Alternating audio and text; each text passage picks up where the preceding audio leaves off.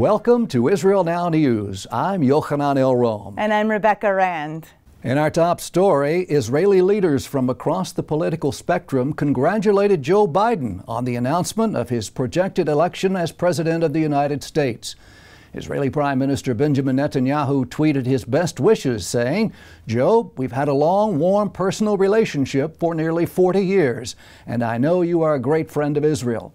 President Reuven Rivlin also expressed his warmest regards and noted that as the leader of the free world, the presumed president-elect is the state of Israel's closest and most important ally.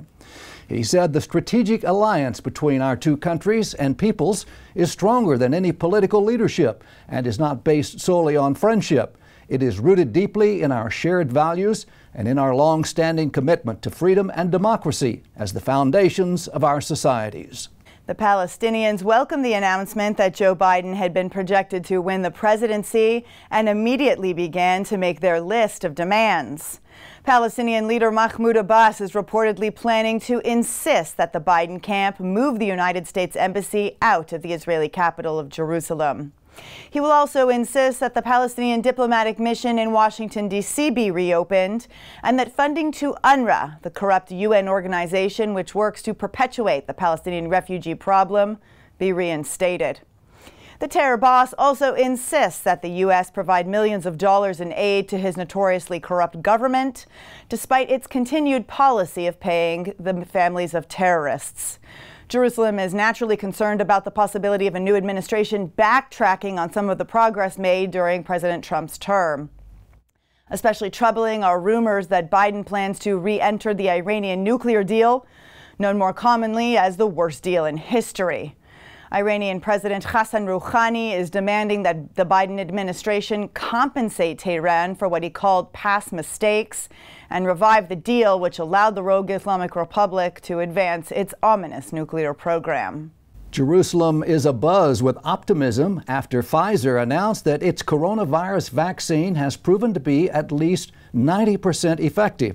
Israeli Prime Minister Benjamin Netanyahu praised the company's breakthrough as an important development, and he said he is enthusiastically working with world leaders to bring the vaccine to Israel. Netanyahu went on to say, "I see the light at the end of the tunnel. It won't happen in years, but rather in a few months." Saeb Erekat, the chief negotiator for the Palestinians, has died of coronavirus. Erekat was one of Yasser Arafat's most trusted advisors. The terror leader reportedly gave him the nickname, the Devil from Jericho. As chief Palestinian negotiator, Erekat was present for the botched Camp David summit in 2000. Under his leadership, the Palestinians walked away from numerous offers, repeatedly refusing to make peace with the Jews. In mid-October, Israel was notified of Erekat's ailing health and agreed to transfer him to Jerusalem's Hadassah University Hospital and in Kerem, where his condition slowly deteriorated. The PA's request to treat the senior Fatah official at an Israeli hospital sparked criticism among the Palestinian people, who have been largely unable to receive permits to enter Israel for medical care due to Ramallah's refusal to coordinate or communicate with the Jewish state. The United Nations General Assembly has continued with its obsessive persecution of Israel by passing 7 resolutions condemning the Jewish state and not one against any other country. Hillel Neuer, the executive director of UN Watch, said the General Assembly and Human Rights Council stayed silent 2 weeks ago after the Palestinian Islamic Jihad terrorist group assaulted Israeli civilians with a barrage of rockets from Gaza. Now the world body has added insult to injury by endorsing 7 lopsided declarations whose only purpose is to demonize the Jewish state. Neuer protested the Assembly's decision to adopt a resolution that refers to Jerusalem's Temple Mount solely by its Arabic name. He said the UN showed contempt for both Judaism and Christianity by approving a measure that makes no mention of the name of the Temple Mount, which is Judaism's holiest site and which is sacred to all who venerate the Bible, in which the ancient temple was of central importance. The social media giant Facebook announced that it had suspended several accounts that were stoking protests against Israeli Prime Minister Benjamin Netanyahu. Facebook said it deleted 12 Facebook accounts and 307 Instagram accounts linked to individuals associated with the Tehran-based IT company. The activity originated in Iran and primarily targeted Israel. The Hebrew and Arabic language accounts attempted to sow seeds of unrest by criticizing the prime minister. Netanyahu's Likud party responded to the news, saying Iran is working to destroy Israel by attempting to acquire nuclear weapons and arm the enemies around us. It is investing efforts to topple Prime Minister Benjamin Netanyahu because it knows that he stands as a fortified wall against these attempts. Israel's internal security agency, known as the Shin Bet, announced the arrest of several Arab minors who had been recruited by Hamas. The teens were approached by the Gaza-based terror group online and asked to gather intelligence on the locations of IDF soldiers. They were also instructed to make explosive devices and to carry out shooting attacks on Israeli civilians. Hamas officials plan to transfer weapons, ammunition, uniforms, and money to the recruits in order to advance terror activities throughout Judea and Samaria. A group of students at Archeologists University have launched a nano-satellite into space and are waiting for it to begin testing its star tracking program. The team from the Department of Computer Science and the Faculty of Engineering created the satellite, which will revolutionize the transmission of information from space. This system will communicate optically, eliminating the need for radio broadcasting, which is slow and expensive. Archeologists University recently made headlines as part of President Trump's initiative to expand scientific cooperation to Israeli universities throughout the Jewish heartland. The Israel Allies Foundation is hosting a series of webinars to educate members of its caucuses in governments around the world about Israel and the importance of issues affecting the Jewish state. The current program has been created by the IAF and Palestinian Media Watch to teach African legislators about the dangers of Palestinian terror indoctrination. The presentation will highlight the goals of the PA and expose the real messages it conveys to its people in Arabic. PMW Director Itamar Marcus explained that world leaders have been deceived by the Palestinians, which has resulted in great tragedies for Israel. He pointed out that his presentation provides necessary information for world leaders who must be informed. Josh Reinstein, the president of the Israel Allies Foundation, explained that while many Christian parliamentarians have innate support for Israel due to the nature of their faith, it is important to equip these political leaders with the relevant facts on the ground in order to turn their biblical support for Israel into real political action. Archaeologists excavating near the waterfalls at the Banias Nature Reserve have uncovered one of the oldest churches in Israel. The Banias is filled with magnificent scenery and is beloved by Israeli hikers who swim under the waterfalls and even jump from the surrounding cliffs into the crystal clear natural pools. Israeli archaeologists announced the discovery of a Byzantine church built in the year 400 of the Common Era, and they found mosaic floors adorned with crosses. Dr. Yossi Bordowitz, the head of Heritage and Archaeology for Israel's Nature and Parks Authority, praised the excavation and conservation efforts taking place throughout the Banias Nature Reserve. He said this area is filled with stunning archaeology from the Roman period through the Crusader era, and they are working to make the site accessible to the many thousands of tourists who visit the Banias from all over the world.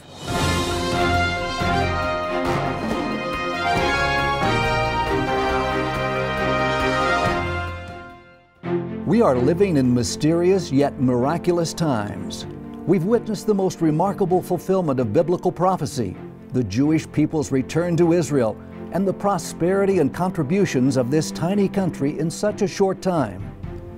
Yet we've also seen an unexpected rise in anti-Semitism, which takes the form of anti-Zionism and alliances between groups that are fighting against the most fundamental biblical values.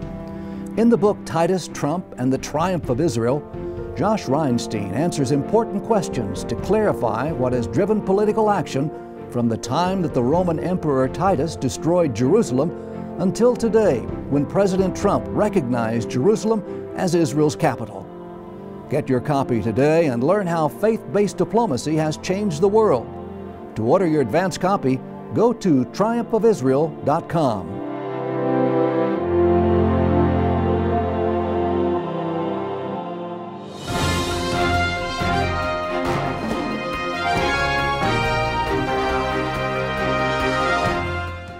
That concludes the news portion of our show. Stay tuned for Ask the Source with Josh Reinstein.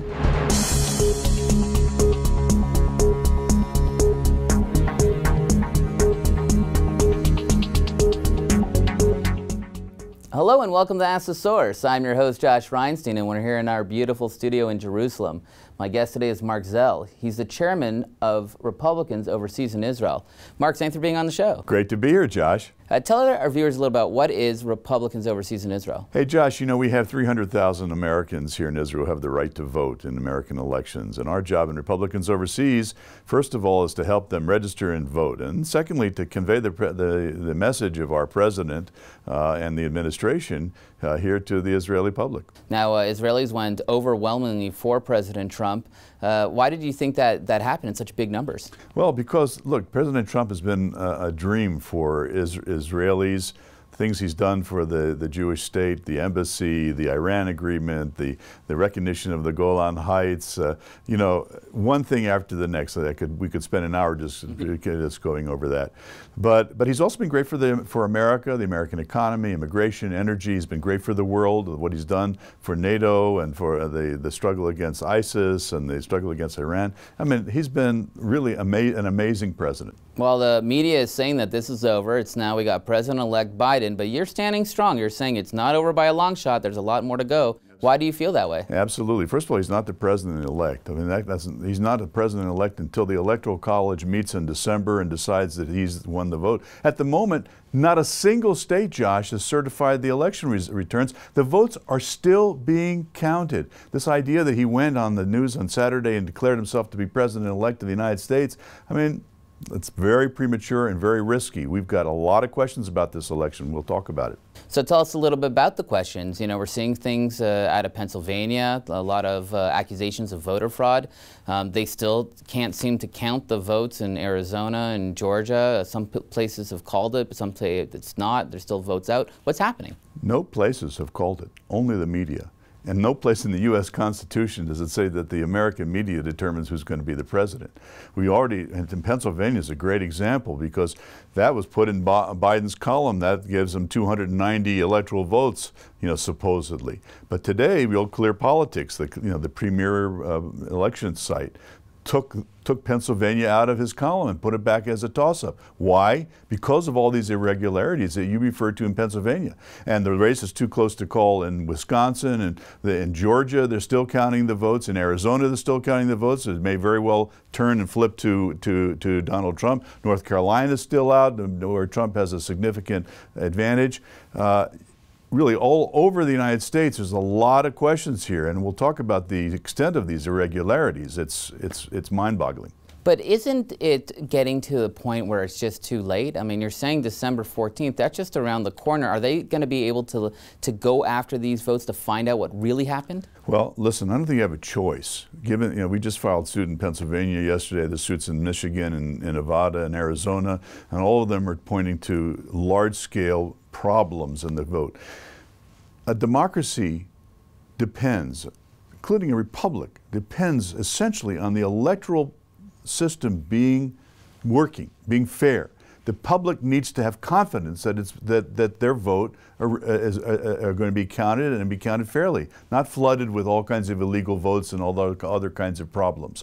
Dead people voting and non-residents voting and that kind of thing. It's so widespread in this election, and it seems to be, and we haven't even talked about the computers, but that is the first challenge. It's not about Donald Trump at this point. It's about whether the vote can be trusted, and that means whether or not our democracy is going to survive. It's as simple as that. It's very, very, very significant. Something that we hear a lot in the media that they're talking about different states that are going to have recounts. Yeah. Will that change anything? When you recount, isn't it just recounting the same votes? Wouldn't it come out the same number, even if it is illegal or if there is problems? Well, and first of all, there are some states, Wisconsin I think is going to recount, Georgia will recount, I think there's talk now that Arizona is going to recount. The question is how they do the recount. If they use the same machines and the same techniques, you know, that's a problem. But they're going to also stumble across the kind of things that we've been talking about. I mean, people that have been voting that shouldn't be voting and that kind of thing. That'll be coming out very possibly during a recount, but it's more than a recount, Josh. In places like Pennsylvania, for example, the Pennsylvania legislature, the Senate and the House I just read today, are calling for a full audit audit of the vote in Pennsylvania. Something similar is happening in Michigan, okay, which was, again, both of those, that's 36 electoral votes were all put in Biden's column, and now there's a big question as to whether that's going to hold. But we're not talking about who wins the election at this point. We're talking about, is the vote fair? Is that fair? Is it accurate? Is it transparent? And given the kind of things that have been going on, observers excluded from overseeing the counting of the votes, hundreds of thousands of votes going through the process without any kind of oversight by the parties fairly, as required by state law. I mean, that's serious. We need to check it out. We're hearing a lot also that there's interference by activist judges as well. You know, judges are overruling what should be pretty clear-cut voter rules. What's going to stop them from just saying, no, this is all fine, even if you do find evidence? Well, I have ultimate faith in the legal system in the United States, and it's true a lot of the trial court judges have been very, very partisan in their rulings, and they've been overruled on appeal. Right now, the case in Pennsylvania is in front of the United States Supreme Court, and there Justice Alito has already issued orders that the late ballots that came in, mail-in ballots that came in Pennsylvania, be segregated and counted separately. And that's an amazing order. And then now we're waiting to see if the court takes the case finally. Based on what the opinion that was issued before the election, we can expect that, one, they'll take the case and they may well reverse it. That'll turn Pennsylvania, could turn Pennsylvania in a moment. So I have confidence in the legal system ultimately, and I think it will work. But you know, we have to let it run its course. We need to be patient. We need to be vigilant. You've mentioned that this is not about Donald Trump. This is about the legal system. Yet we heard that Donald Trump is now going back on the campaign trail, not campaigning, but talking about why this was a stolen election, getting this information out in wide, massive rallies. Why is he doing this? This is really important because, you know, ultimately it's the legislatures under the U.S. Constitution in each of these states that certifies their electors. Okay, they're the ones who are going to say who won the Electoral College vote. And they're responsible directly to the people. What Donald Trump is doing is saying, giving them the support that they need to take a close look at this, the legislatures in each of the states. And they want to listen to the voice of the people. When you go to these rallies, it turned the so-called blue wave before the 2020 election on November 3rd into a red tidal wave. That was Donald Trump's doing because of these rallies. If he's going to come back there now and say get these people energized and empowered to protect the vote, this is something really important, and he can do it. And that's why I'm totally in favor of it, and everybody is looking forward to these rallies. You know, everyone in the know, people who are political operatives or involved in the campaign, they're saying the same thing you're saying. But if you go online, if you go to the media, you're not hearing any of it. In fact, even the most staunch supporters of Donald Trump are saying it's over. Why is the message not getting out? Well, first of all, the most staunch supporters of Donald Trump are not saying that, Josh. I want to correct that. There are a couple people that in the beginning, you know, were kind of dumbstruck by the results. I mean, it was so completely contrary to anybody's expectations. But once we began to understand the extent of the irregularities and how it was planned and implemented, a lot of those people now have come back on. You know, we've got the Republicans in the Congress, both in the Senate and the House, strongly behind the president. There were all kinds of false news stories yesterday about Jared Kushner and the close circle advisors advising that Donald Trump to concede the race. Fortunately, he won't do it. You know, in 1960, the same thing happened. Richard Nixon ran against John Kennedy, and the Kennedys bought the election with the vote in Illinois, with Richard Daley in Chicago. Nobody said anything. Republicans just conceded and walked away. This president is different. He's not a politician. He's not going to let this happen. He's fighting for democracy, and that's really what this is about. Mark, there are literally tens of millions of people watching this show. What message do you have for our viewing audience? I think the most important thing I've got to say to them, Josh, is don't give up hope. America and American values are strong. Be vigilant, be determined, be patient. This will work out with God's help. Thank you, Mark, for being on the show. And thank you for tuning in to Ask the Source. I'm your host, Josh Reinstein. Now back to the studio.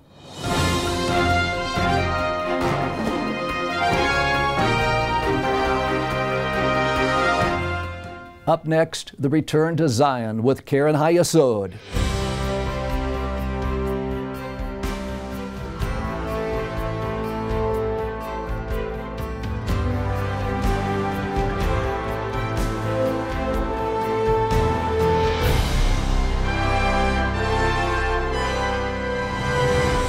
Hello and welcome to the Return to Zion with Keren HaYesod. I'm Sam Grunberg, World Chairman of Keren HaYesod, the leading official fundraising organization for the State of Israel. Today, Ukrainian Jews are in great danger as they live in war-torn Ukraine. Help us fulfill the biblical prophecy by bringing our brothers and sisters back home to safety. God bless you from Jerusalem. I will even gather you from the peoples and assemble you out of the countries where ye have been scattered, and I will give you the land of Israel. Ezekiel 11:17.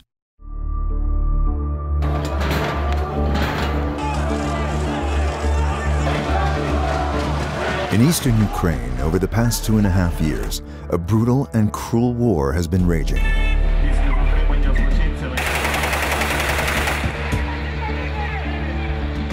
A savage war without clearly defined front lines.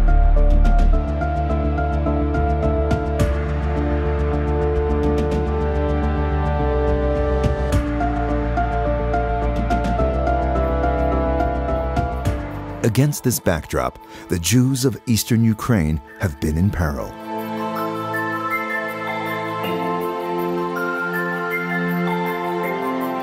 The donors of Keren HaYesod from around the world have heeded the call and have come to their rescue. Our supporters realize that the window of opportunity to rescue these Jews may slam shut.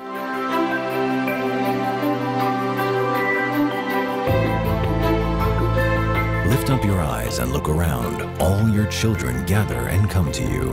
Isaiah 49:18. We are here to support, all of us, the Jewish people who return to their homeland, to support each other. These Jews must be extracted from burning towns, from raging battles, and from the chaos of eastern Ukraine, and brought back to their ancient homeland.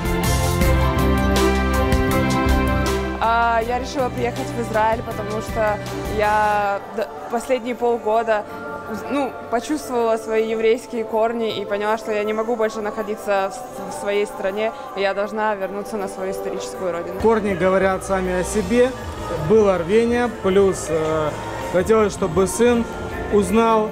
Воссоединение с семьей, наша семья здесь сейчас, папа, мама, сестра. Большое волнение, но как-то у меня сразу, как мы прилетели, какое-то ощущение было правильности нашего выбора. Для будущего нашего ребенка в первую очередь. Keren HaYesod's friends around the world have been stepping forward to enable this life-saving effort to continue. Many thousands have already been rescued, yet many thousands still remain in eastern Ukraine. They must be brought out now. Through Keren HaYesod and our partner, the Jewish Agency, our dreams, our prayers, and our hopes are coming together in fulfillment of the biblical prophecy that foresaw the return of the Jewish people to their ancestral homeland. Behold, I will bring them from the north country and gather them from the uttermost parts of the earth. A great company shall they return hither. Jeremiah 31:7. The situation is highly unpredictable, and we must not miss this chance to help. We cannot let them down. All possible resources must be mobilized in this effort. You too can play your part in this crucial mission as Keren HaYesod provides these Jews in distress with new lives in Israel. Join us. We must not forsake them in their time of need. Due to the coronavirus pandemic, we're expecting a massive wave of Aliyah from Jewish communities all around the world. Help us bring them home. Let's bless Israel together. To donate and get information, visit khisrael.org. Lift up your eyes and look around. All your children gather and come to you. The biblical prophecy is unfolding right before our very eyes. The people of Israel are returning to the Promised Land after 2,000 years of exile. But millions of Jews are still longing to come home. Anti-Semitism threatens many of the Jews. We must rescue them before the window of opportunity slams shut. Bless Israel by supporting Keren HaYesod United Israel Appeal, the leading official fundraising organization for the State of Israel. Together, we can fulfill the prophecy of the Bible. Let's bless Israel together. To donate and get information, visit our website, at www.khisrael.org. Minister Makaka, it's very good to see you here in Jerusalem. Good to see you too here. This is a great day because of your decision to move your embassy to Jerusalem, which is our eternal capital from the times of King David. So we welcome you as a friend. We welcome Malawi as a friend. We've always had excellent relations, and they're going to be even better. You know, I've been to Africa 5 times as Prime Minister. Yes. Before that, 20 years and more. Yes. No visit. So you understand that I attach enormous importance to our relations with African countries, with your country as well. That's right. We've just had the reestablishment or upgrading of our relations with actually established relations with Sudan, with Chad, and so this joins our effort, our African effort. It's a big effort, and we look forward to strengthening the ties between Israel and Malawi, agriculture, health, cybersecurity, every area that I think lends itself to such cooperation. And I welcome you in the spirit of cooperation and friendship. Welcome. Much appreciated. Malawi has always remained a true partner of Israel.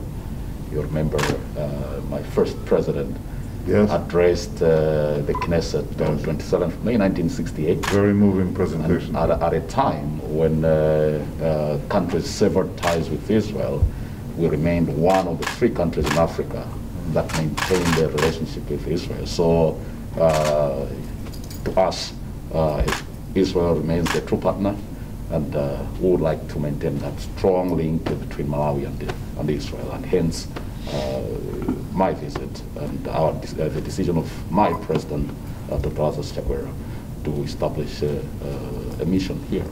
Well, please convey my best wishes to the president. I look forward to seeing him here in the Malawi embassy in Jerusalem. So we say next year in Jerusalem. Thank you, please. The biblical prophecy is unfolding right before our very eyes. The people of Israel are returning to the Promised Land after 2,000 years of exile. But millions of Jews are still longing to come home. Bless Israel by supporting Keren HaYesod United Israel Appeal, the leading official fundraising organization for the State of Israel. To donate and get information, visit khisrael.org.